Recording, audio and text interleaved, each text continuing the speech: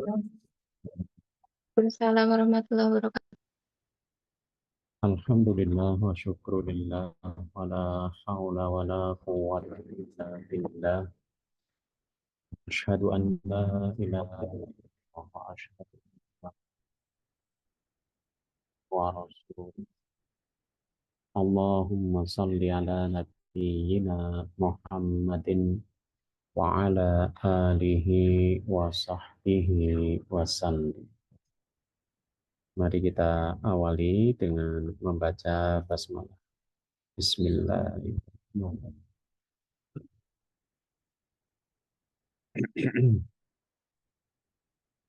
Alhamdulillah pagi hari ini kita masih dianugerahi kesehatan, kesempatan, dan keimanan sehingga bisa hadir untuk kajian sirah pada pagi hari ini.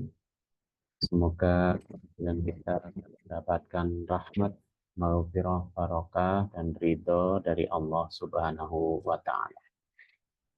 Salawat dan salam kita haturkan kepada uswatun hasanah kita Nabiullah Muhammad Sallallahu Alaihi Wasallam, kepada para keluarga, para sahabat, para pengikut beliau ila yaumil qiyamah.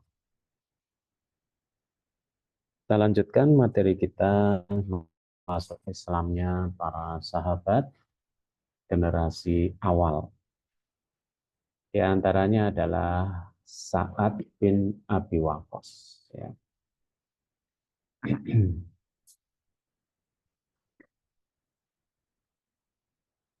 Sa'ad bin Abi Waqqas itu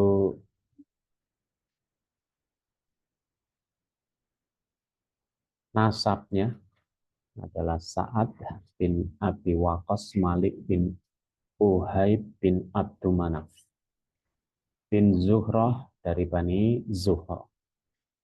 Nah, Bani Zuhrah itu kabilah dari ibunya Rasulullah SAW. Jadi kalau orang Arab itu rasa kekabilahannya mesti sangat kuat. Ya. Sampai-sampai slogannya unsur akhaka dzaliman au mazluman. Ya, bantulah kabilahmu, saudaramu, baik dia itu berbuat salah atau benar. Ya. Jadi sampai kalau bantu kabilah itu nggak usah nanya benar salah. Nah gitu di Arab. Makanya di sisi lain orang Mekah itu nggak berani membunuh Rasulullah SAW itu karena pembelaan kabilah. Yang pertama adalah Bani Hashim, yang kedua Bani Zuhrah. Bani Hashim dari bapak, ya, Bani Zuhrah dari ibu. Jadi kalau Rasulullah SAW sampai dibunuh, mesti dua kabilah itu nggak terima. Ya. Nah, dihitung dari nasabnya, maka Sa'ad bin Abi Waqqas itu masuk sebagai paman dari Rasulullah SAW, dari jalur ibu. Ya. Nah, Sa'ad bin Abi Waqqas itu masa kecilnya, dia kesukaannya adalah bermain dan berlatih memanah. Jadi itu sudah jadi passionnya. Passionnya dari Sa'ad bin Abi Waqqas adalah memanah. Ya.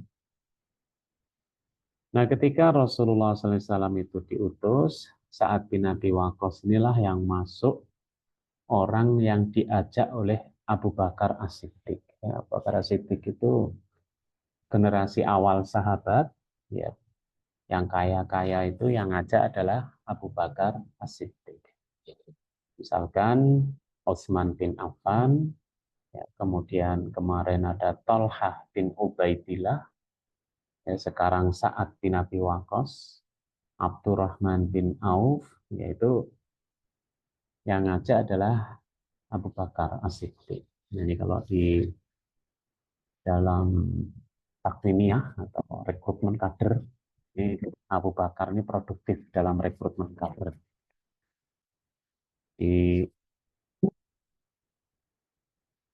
beliau sangat banyak ya merekrut kader, dan kader-kadernya ini pertama memang kader muda, ya. Sehingga nanti generasi penerus dari Nabi Muhammad SAW buat punya potensi seperti saat Nabi Waqqas ini, dia punya potensi yaitu pandai dalam memanah. Selain itu dia juga seorang bangsawan. Ketika dia masuk Islam, maka yang tidak suka dia masuk Islam itu adalah ibunya. Padahal saat bin Abi Waqqas ini termasuk sahabat yang sangat mencintai ibunya. Nah, ibunya ini nggak suka Islamnya Sa'ad dan sampai kemudian mengancam mogok makan. Jadi mogok makan itu tidak inisiatif dari para mahasiswa ya. Tapi sejak zaman Nabi ada mogok makan. Nah, di antaranya ibunya Sa'ad bin Abi Waqqas. Ya. Mogok makannya ibunya ini ya perlawanan seorang ibu. Kalau mau ngasari berbuat kasar sama anaknya ya nggak tega, maka ibunya milih mogok makan, ya tega-tegaan. Ya. Nah, ketika kemudian ibunya itu mogok makan sampai pingsan, kemudian ketika ibunya sadar, ya saat bin Abi Waqqas itu mengatakan, wahai ibu, demi Allah, seandainya ibu itu punya, wallahi lau kana laki minhu nafs, seandainya ibu itu mempunyai 100 nyawa, fakharajat nafsan nafsan, kemudian nyawa itu keluar satu demi satu, ma taraktu dini, maka aku tidak akan pernah untuk keluar ya dari agama. Ya.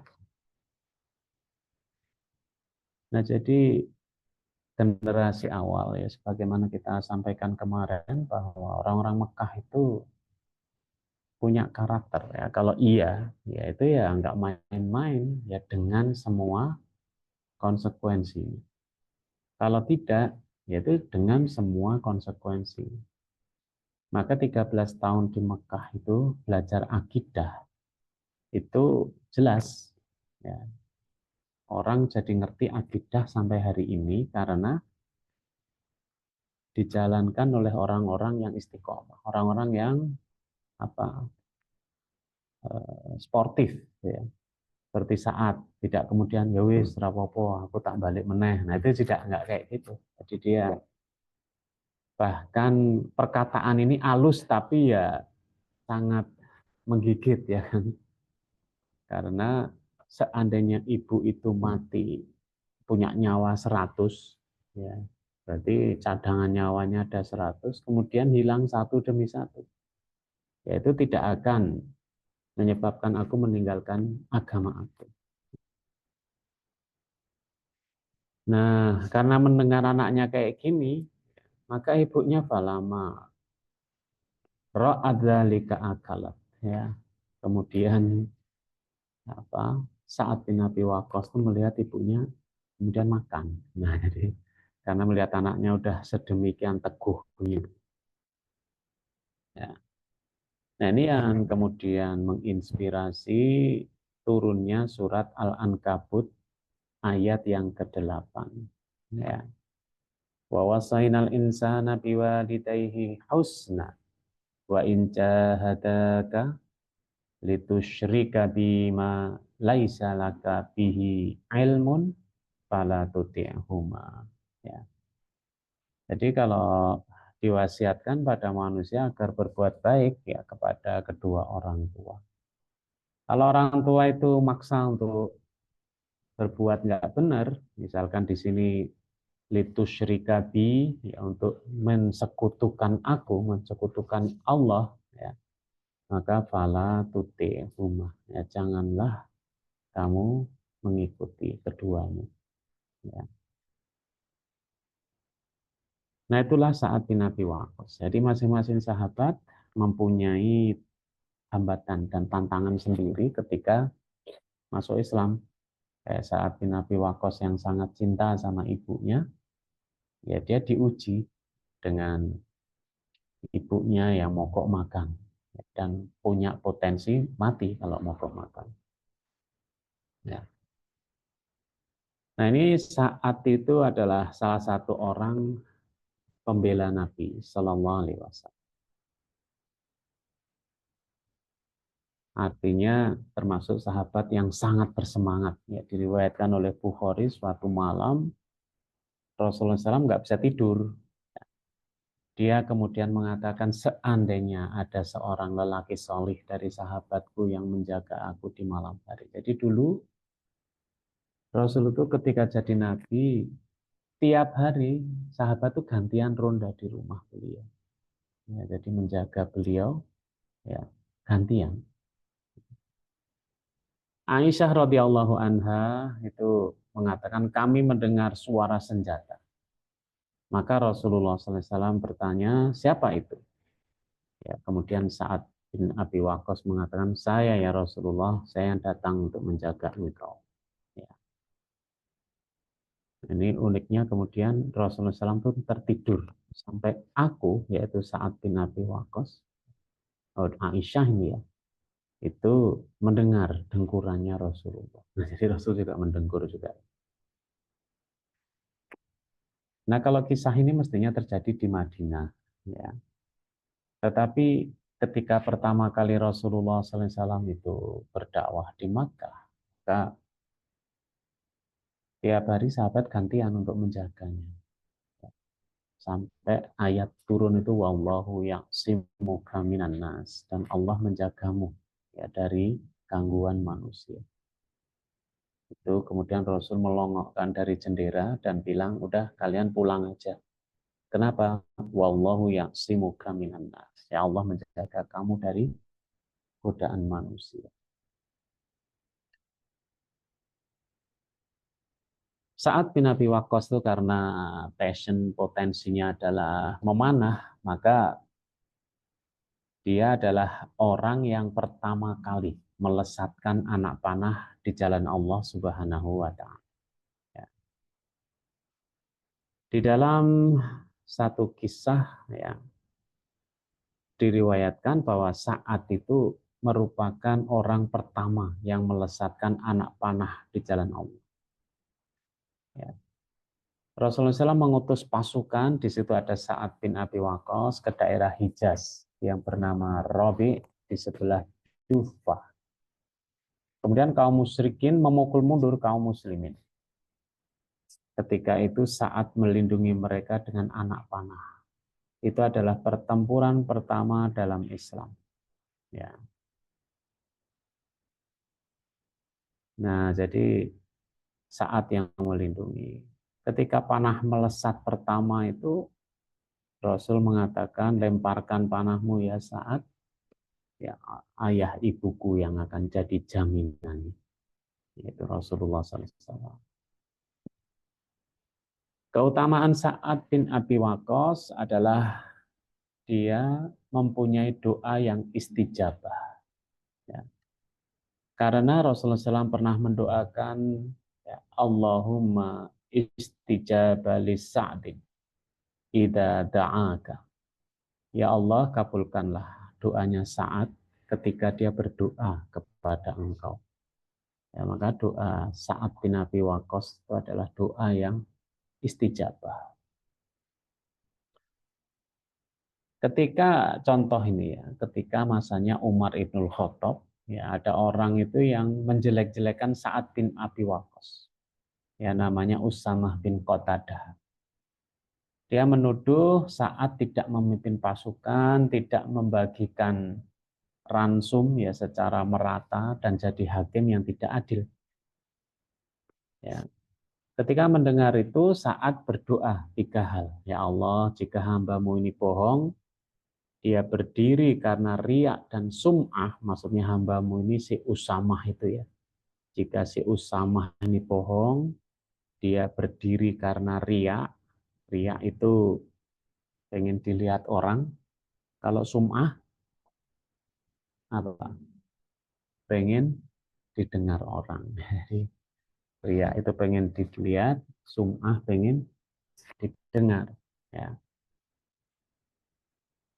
Maka saat mendoakan Usamah bin Qatadah itu, panjangkan umurnya, panjangkan kefakirannya, dan jerumuskanlah dia pada fitnah. Nah, jadi sahabat kadang mendoakan yang nggak baik juga ya. Ya. Ternyata itu dikabulkan oleh Allah Subhanahu wa taala. Ya.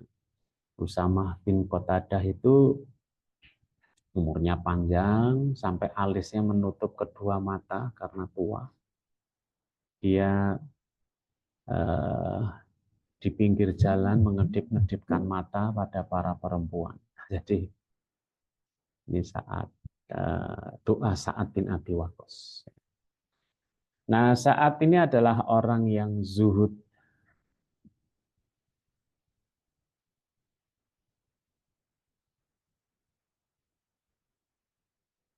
Ya, ketika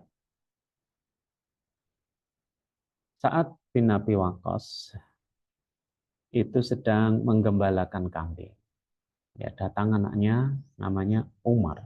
Ya, Umar mengatakan,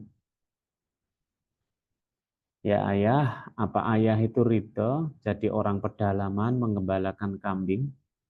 Ya, sedangkan orang-orang itu lagi mendapatkan kekuasaan di Madinah.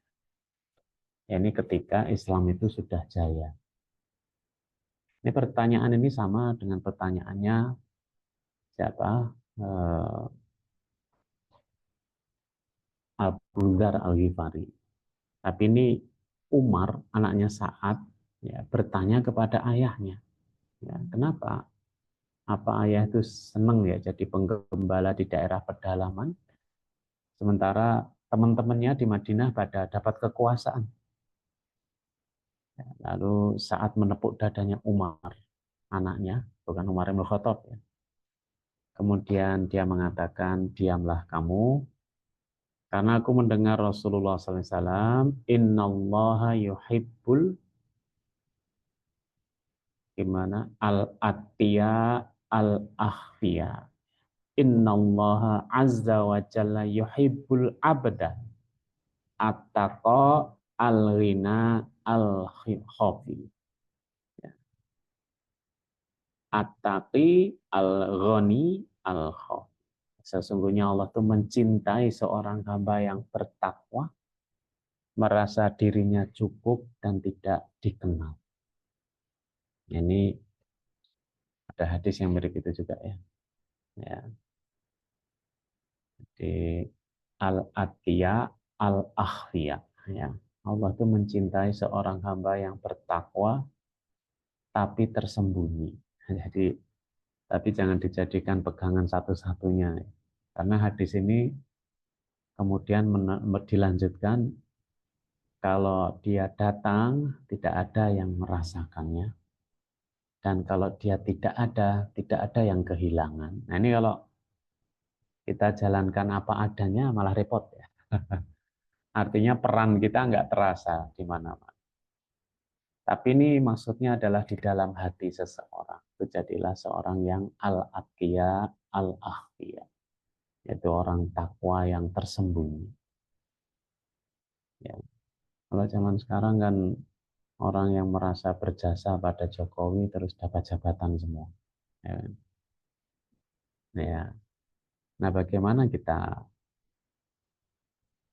seperti orang-orang ini ya?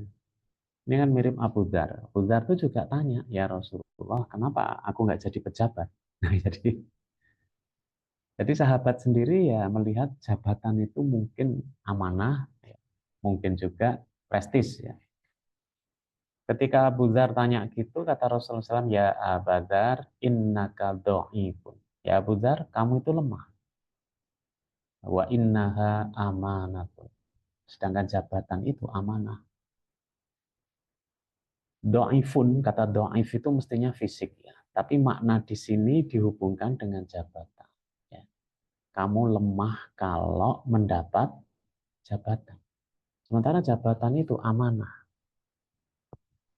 Ya mungkin yang perlu dievaluasi di PKS itu Orang sudah jadi ustadz, terus jadi DPR, itu kan. Seolah-olah kalau jadi ustadz itu opo-opo iso. Ya.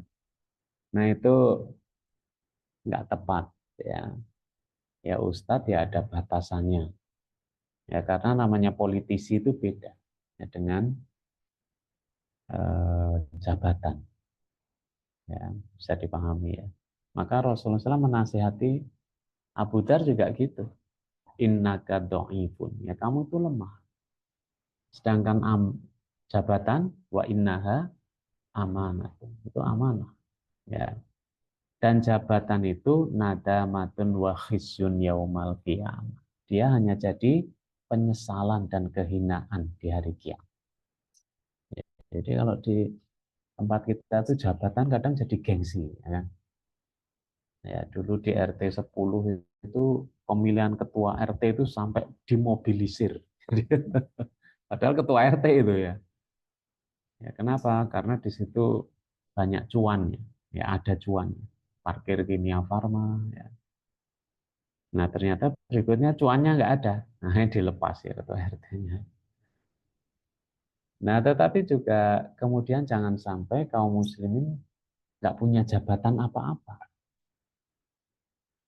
Karena ada hal-hal yang tidak bisa ditegakkan dengan Al-Quran, tapi bisa ditegakkan dengan jabatan. Ya, Alexis itu diskotik internasional di Jakarta. Ya, zamannya Ahok dirawat ya, mau dibubarin sulit. Zamannya Anies tinggal tanda tangan, bubar. Nah, jadi selesai. Jadi, nah menangnya pejabat gitu. Ya tinggal tanda tangan aja. Ya. Nah, jadi proporsional aja ya. Jangan sampai semua nggak mau jadi pejabat. Tapi juga jangan sampai rebutan jadi pejabat dan merasa itu kemuliaan. Nah, itu yang keliru. Ya. Jadi nanti kalau di antara Anda yang jadi pejabat atau enggak ya biasa aja. Ya. Tidak usah. Kadang-kadang ada teman-teman yang kelihatannya tawadu, tapi kalau ada temannya jadi punya jabatan, dia malah ya memuji-muji. Nggak usah dipuji. Ya biasa aja. Orang mau jadi ketua DPW, ketua DPD atau jadi bupati, DPR biasa aja, ya kan? Malah diingatkan ya hati-hati. Ya karena jabatan itu khisyun wa nadamatun yaumal qiyamah. Ya jadi nadamah penyesalan dan juga khisyun kehinaan. Ya kecuali dua hal, yang mendapatkan jabatan sesuai haknya dan memberikan hak kepada yang berhak. Nah, itu jadi dua itu. Kan ada orang itu dapat jabatan dengan nyenggol temennya, ya kan? Memfitnah temennya atau menginjak temennya. Ya. Jangan dikira itu tidak terjadi di tubuh partai Islam loh ya. Ya tetap terjadi. Ya. Kenapa kita harus waspada? Ya di zaman sahabat ada terjadi, ya kan? Zaman sahabat itu. Ya, jadi kita juga waspada terhadap persoalan. Nah itu ya. Itu karena saat ini orang yang pandai memanah ya, setiap jihad dia selalu mendampingi Rasulullah SAW. Ya, ya dalam perang-perang beliaulah orang yang termasuk melindungi Rasulullah SAW. Yang saya sebutkan ya di dalam pertempuran itu Rasulullah SAW mengatakan ya panahlah ya, ayah dan ibuku menjadi tebusan. Ya. Nah itu hadis diriwayatkan Imam Bukhari. Nah saat bin Abi Waqqas itu yang terkenal adalah pada perang penaklukan Persia di zamannya Umar ibn Khattab. Ya, Umar ibn Khattab itu yang menaklukkan Persia dengan perang yang dikenal dengan nama Al-Qadisiyah. Itu ada filmnya juga itu, perang Al-Qadisiyah. Karena panglima perangnya saat itu adalah Sa'ad bin Abi Waqqas. Ketika Rasul itu dulu pernah mengirimkan surat kepada raja atau penguasa Persia, ya, itu surat dari Rasulullah itu dirobek-robek oleh penguasa Persia. Nah, kemudian Rasul mengatakan nanti kerajaanmu akan dirobek-robek oleh kaum muslimin. Nah, itu terjadi di masanya Umar Ibnul Khattab. Ya. Nah, tetapi salah satu putri raja itu kemudian dinikahi oleh Husain bin Ali. Sehingga kita bisa memahami kenapa orang Persia itu sangat membela Husain. Ya. Karena ketika perang itu putri Raja Persia ditawan oleh kaum muslimin dan kemudian dinikahi oleh Husain bin Ali, cucunya Rasulullah SAW.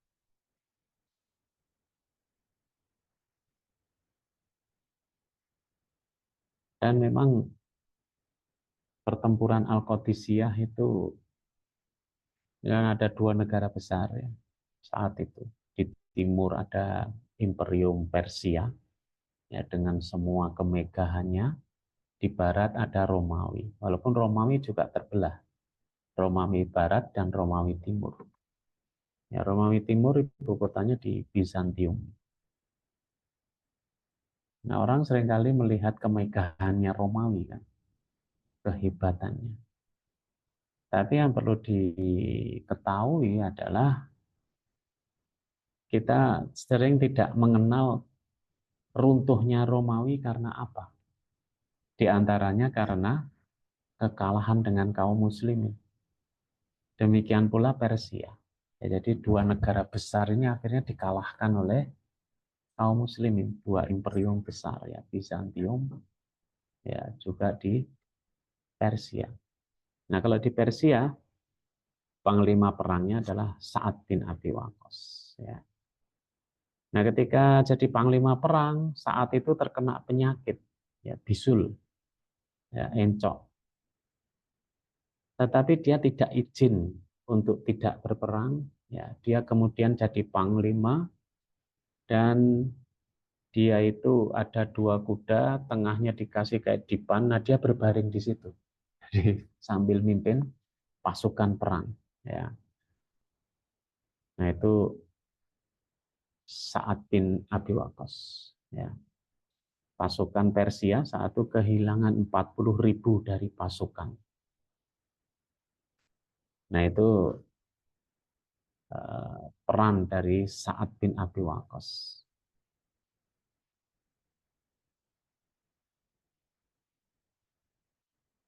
Nah Sa'ad bin Abi Waqqas itu kemudian beliau meninggal. Ya. Ketika sakaratul maut mendekati wafatnya, belum sakaratul maut ini ya. Nah saat itu berbaring di pangkuan anaknya. Ya.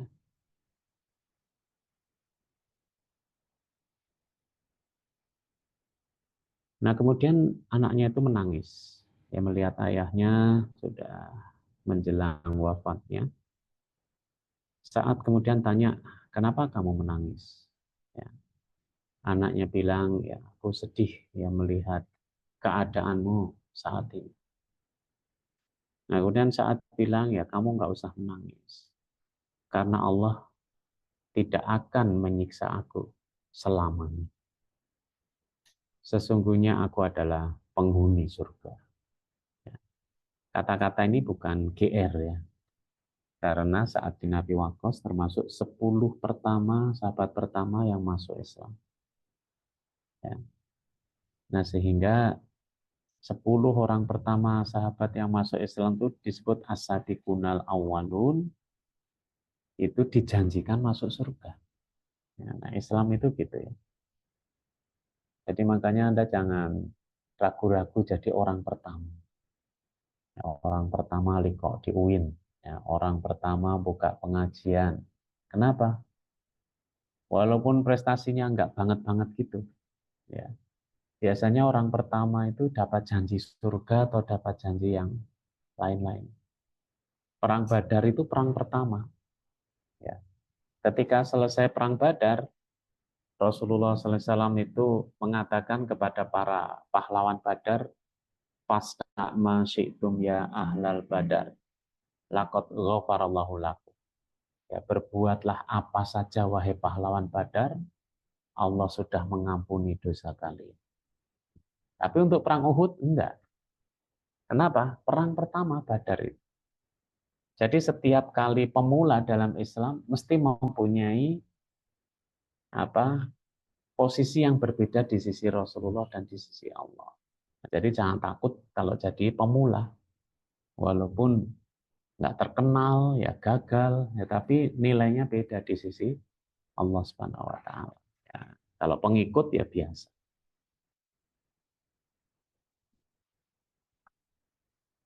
Nah itu saatnya. Kemudian sahabat Abdurrahman bin Auf. Ya. Abdurrahman bin Auf, ya, nasabnya Abdurrahman bin Auf bin Abdu Auf bin Abdu bin Al-Haris bin Zuhrah. Ini juga Bani Zuhrah juga. Bin Kilab bin Ka'ab bin Lu'ay. Ya. Nama sebelum Islam Abdu Amr atau Abdul Ka'bah. Nah, jadi dulu ada nama-nama itu ya yang mulia itu Abdul Ka'bah, Abdul Latta, Abdul Uzza. Ya, itu maka sama Rasul dirubah menjadi Abdurrahman. Ya. Karena Abdul Latta itu berarti ya hambanya berhala, ya kan? Nasabnya ketemu Rasulullah SAW pada Kilab bin Murrah. Ya. Jadi dia adalah Bani Zuhrah, yang mirip dengan Sa'ad bin Abi Waqqas. Beliau lahir di Mekah 10 tahun sebelum tahun gajah. Ya. Maka sebelum, setelah, ya, maka dia umurnya 10 tahun lebih muda dari Rasulullah SAW.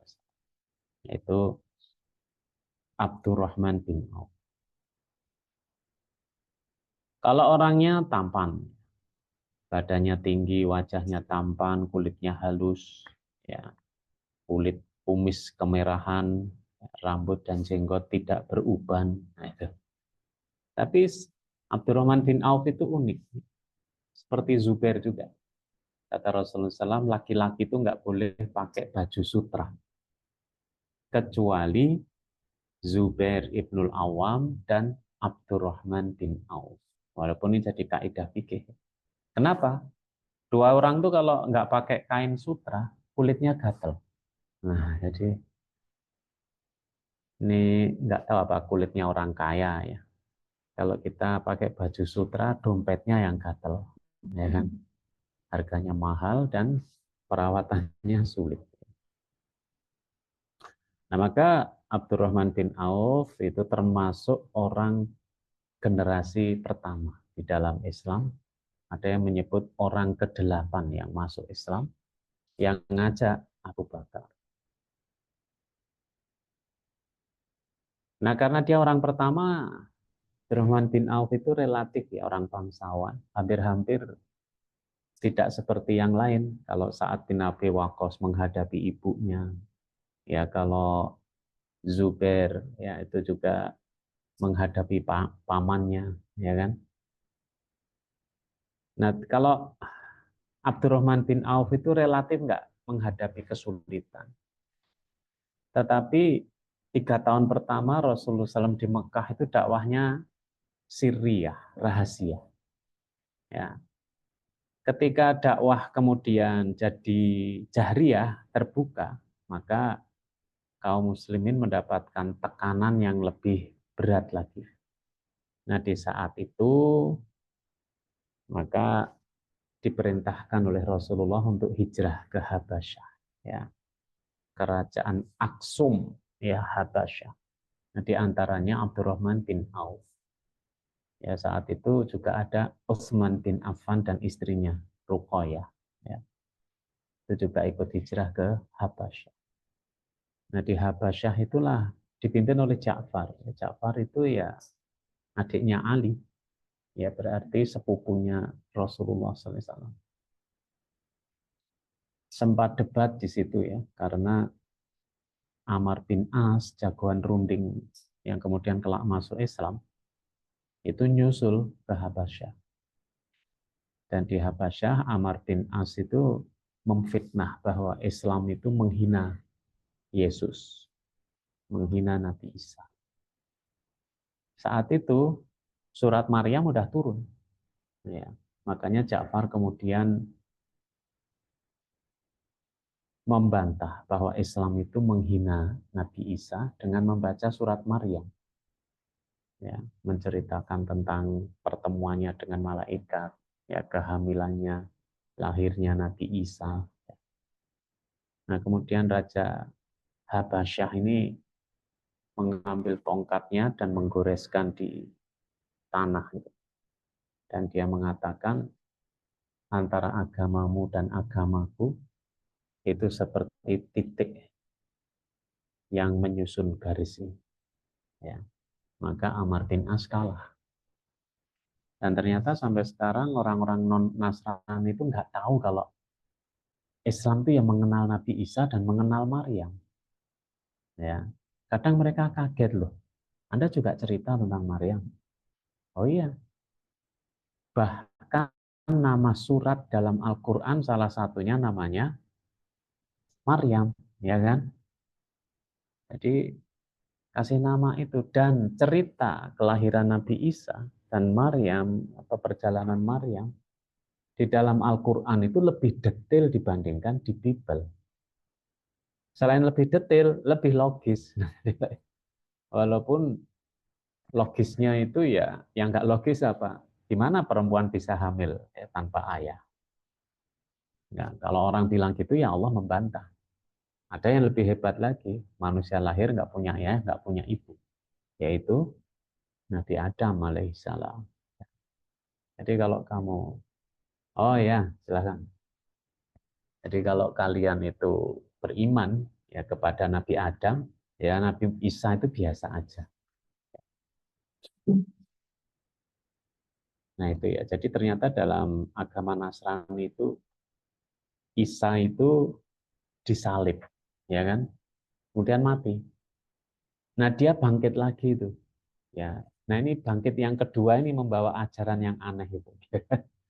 Walaupun kemudian Konsili Nisea itu yang merumuskan Trinitas, ya Romawi, Raja Romawi. Ya di dalam Konsili Nisea mereka yang mengatakan Allah itu Esa, Nabi Isa itu adalah apa? Seorang nabi, yaitu dibunuh semua, dikejar. Nah, yang tetap hidup yang mendukung Trinitas. Ya, Tuhan Bapa, Tuhan Anak, ya Roh Kudus. Nah, akhirnya jadi pelajaran sampai hari ini. Ya. Itu sama orang Yahudi aja diketawain ya, akidahnya Nasrani itu.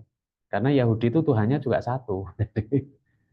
Makanya kalau dalam Al-Quran disebut ghairil maghdubi alaihim waladhdallin. Ya. Bukan jalannya orang yang engkau murkai. Siapa orang yang dimurkai? Yahudi. Jadi Yahudi itu ngerti tapi ngelawan. Nah itu Yahudi itu kayak gitu. Dan juga waladhdallin, bukan jalannya orang yang sesat. Siapa? Nasrani. Kenapa? Enggak dong. Jadi ini yang sesat, ini yang dimarahi oleh Allah. Yahudi dimarahi ya, emang karakternya ngerti tapi melawan. Itu Yahudi. Ya, tidak ada mukjizat Nabi yang sangat hebat dibandingkan Nabi Musa alaihissalam. Toh. Lautan terbelah jadi dua di hadapan mata orang-orang Nasrani, orang-orang Israel. Sampai tingginya itu kan seperti gunung itu. Mereka lewat. Ketika sudah selamat, baru berapa langkah itu lihat orang nyembah berhala, merengek minta dibuatin berhala. Jadi itu, ya Yahudi itu kayak gitu. Tapi kemudian apakah salah mereka Yahudi ya? Ya ada karakter-karakter gitu. Kalau Yahudi yang solih ya ada juga. Ini ngarang-ngarang ya. Israel punya karakter gitu. Ya. Nah, jadi Habasyah ini rajanya Nasrani. Ya. Ketika dibacakan surat Maryam, ya agama kamu sama dengan punya saya. Ya, tidak ada yang berbeda. Ya. Nah, kemudian Abdurrahman bin Auf ini juga akhirnya ikut hijrah ke Madinah. Jadi dia pulang duluan dari Habasyah, kemudian ikut hijrah ke Madinah. Nah, di Madinah itu untuk mengatasi persoalan ekonomi, ya saat itu orang Mekah hijrah itu kan nggak bawa apa-apa, ya kan? Mungkin baju aja nggak tahu berapa lembar, duit nggak bawa, makanan. Maka Rasul mengatasinya dengan mempersaudarakan antara muhajirin dan ansor. Ya, cara mengatasi ekonomi seperti itu. Kalau di Amerika nggak mungkin, nggak pernah ngaji, ya kan? Bukan akidah Islamiyah. Kalau di Amerika satu orang kaya, rumah mewah, ya lahannya berapa hektar, cuma dihuni satu orang. Sementara di bawahnya gelandangan, nggak punya rumah. Ya, gimana mau mempersaudarakan itu ya?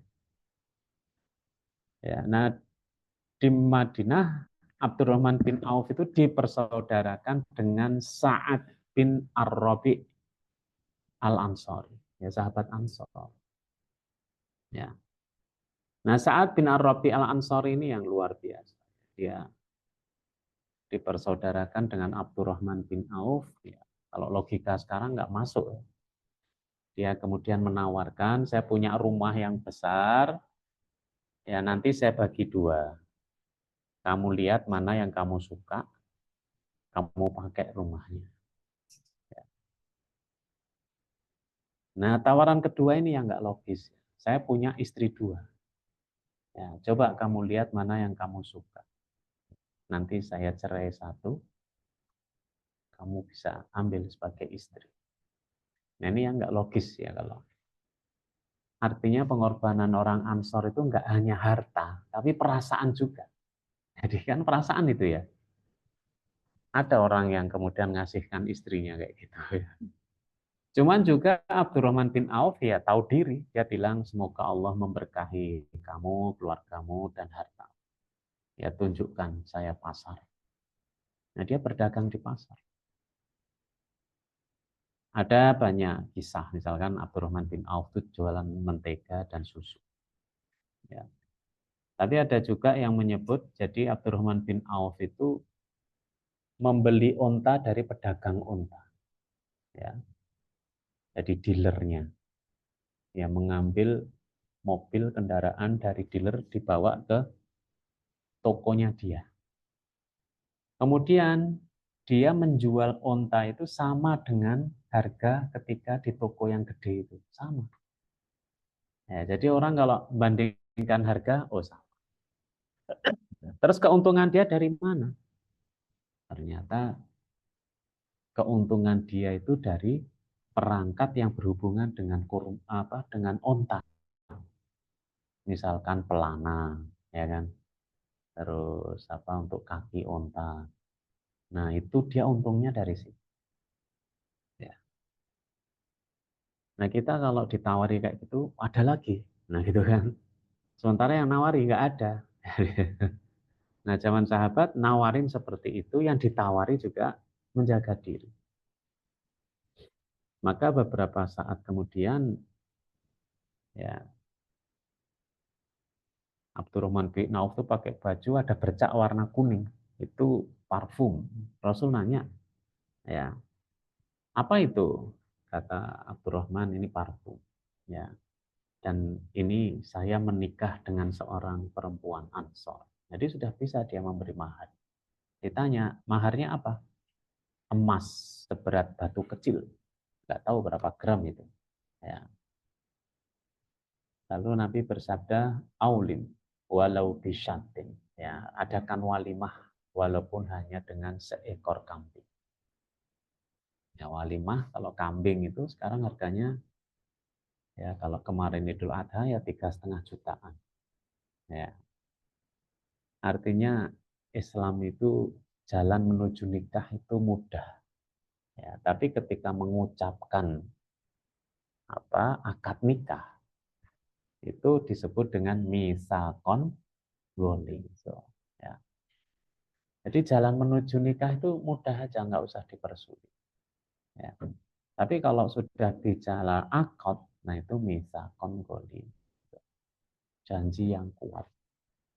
Janji yang kuat tuh sebagai komparasinya misakon golizo itu kan cuma ada 3 ayat. 2 ayat yang lain itu sumpah Allah kepada nabi-nabi ulul azmi. Itu sebagai komparasi. Yang kedua, sumpah Allah kepada Bani Israel, karena Bani Israel itu kayak gitu karakternya, dan di atasnya ada Bukit Tursina. Jadi bukan Al-Quran, bukan Taurat, tapi Gunung Merapi. Jadi nanti macam-macam Gunung Merapi ini yang akan jatuh.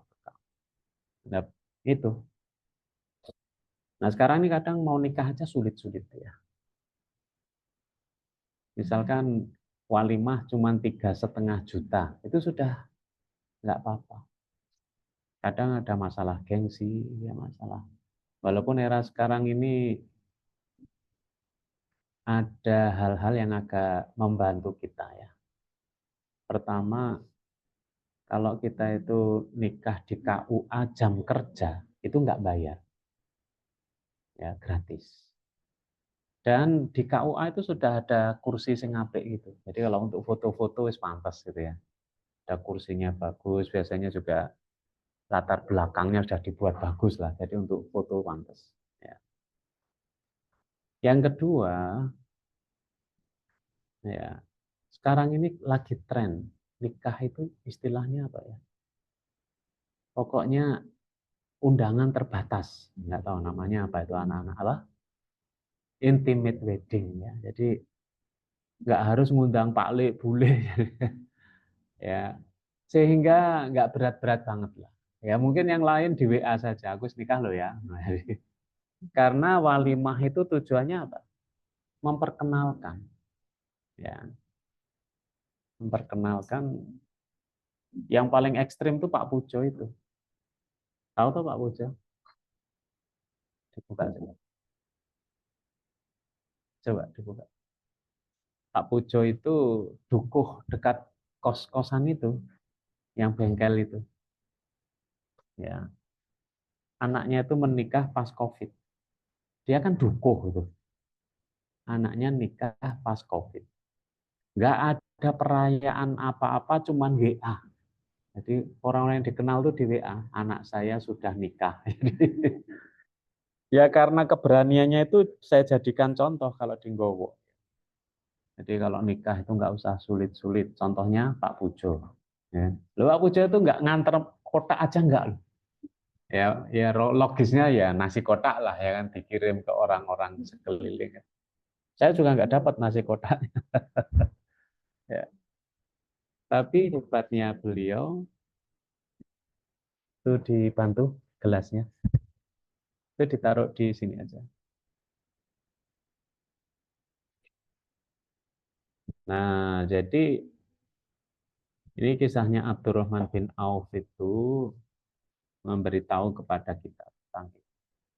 Tapi kadang-kadang nikah itu masalah sosial ya. Itu yang kadang sulit. Nah, saya pertama nikah itu ya pengennya udah sekali aja nggak usah pakai ngunduh. Ya, tetapi ternyata sekali nikah itu tamunya cuman hampir semuanya dari pihak putri. Ya, sehingga pihak anak saya belum dapat. Nah, padahal waktu cari surat nikah ketahuan Pak Dukuh ya kan. Jadi Pak Dukuh tahu, RT tahu, lagi masuk ora diundang, ya kan?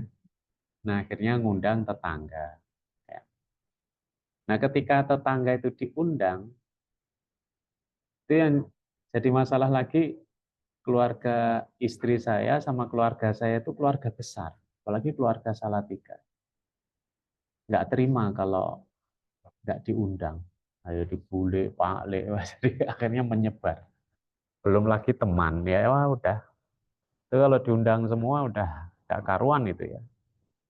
Ya, padahal bukan pejabat, ya cuma teman, ya saudara dari Salatiga, saudara Madiun, tetangga satu padukuan. Itu aja masih ada yang protes, ya, teman. Kalau teman misalkan istri saya di SDIT, ya di IT itu, nah itu diundang KP entek itu. Masih ada yang protes, kok saya nggak diundang? Ya jadi Pak. Ya. Jadi Anda itu kalau nggak diundang nikah itu santai aja. Ya, kenapa? Ini masalah masalah uang juga ya kan. Uangnya nggak cukup kalau ngundang kebanyakan. Ya. Nah ini Abdurrahman bin Auf. Ya, jadi pelajaran bagi kita ya. Kalau kita itu liko, ya baiknya memang dipersaudarakan supaya nggak ukhuwahnya pura-pura. Ya, kita ketemu di liko senyum-senyum aja ya kan. Tapi nggak tahu persoalan teman liko kita itu apa. Ya, lagi punya duit nggak? Nah itu mestinya kan terkonfirmasi, ya kan? Jangan sampai teman likoknya mati karena kelaparan. Nah pelajarannya itu, kalau di liko Anda pegang liko, ya bisa dipersaudarakan seperti.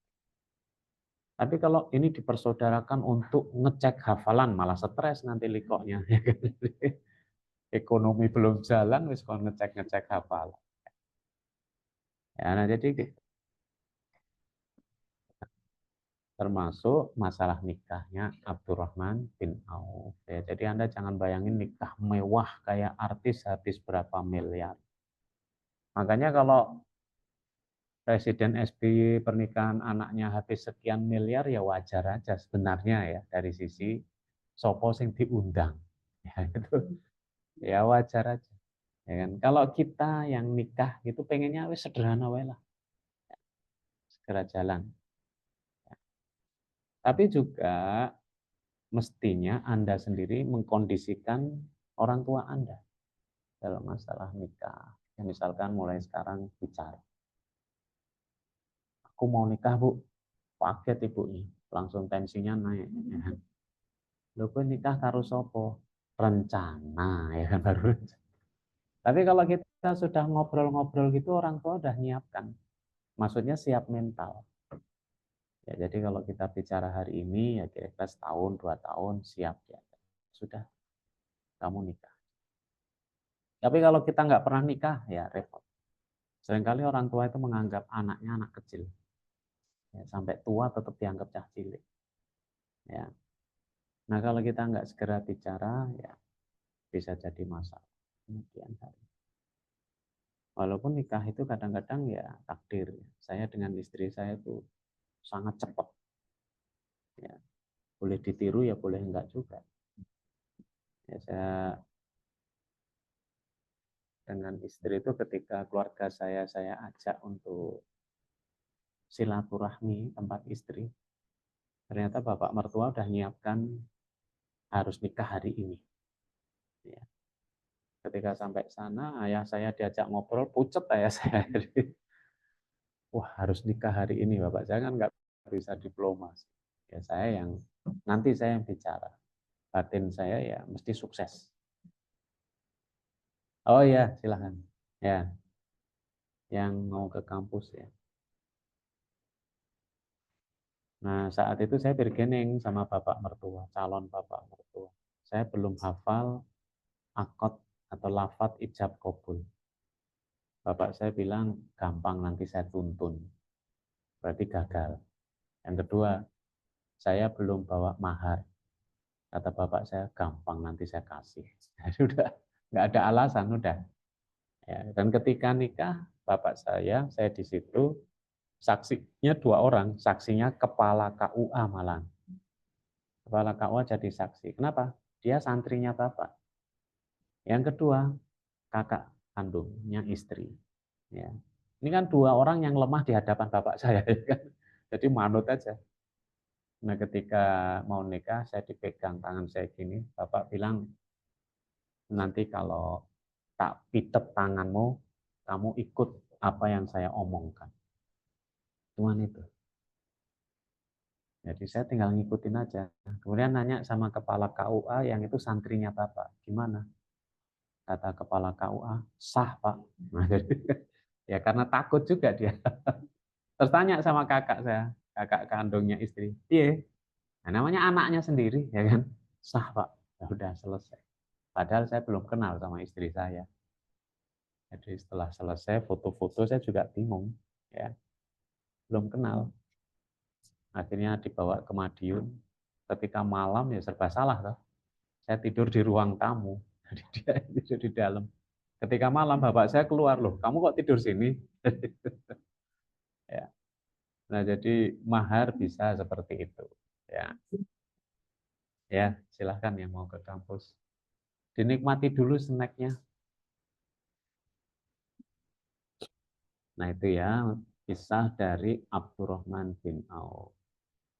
Abdurrahman bin Auf itu bersedekah dengan setengah hartanya.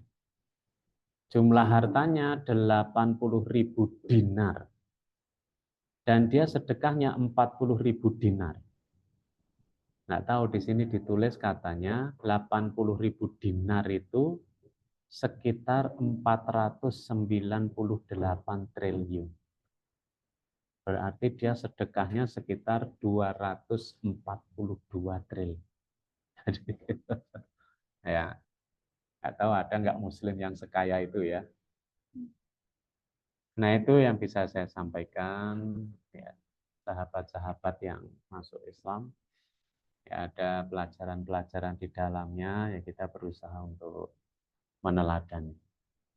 Kita tutup dengan baca doa kafaratul majlis. Assalamualaikum warahmatullahi wabarakatuh.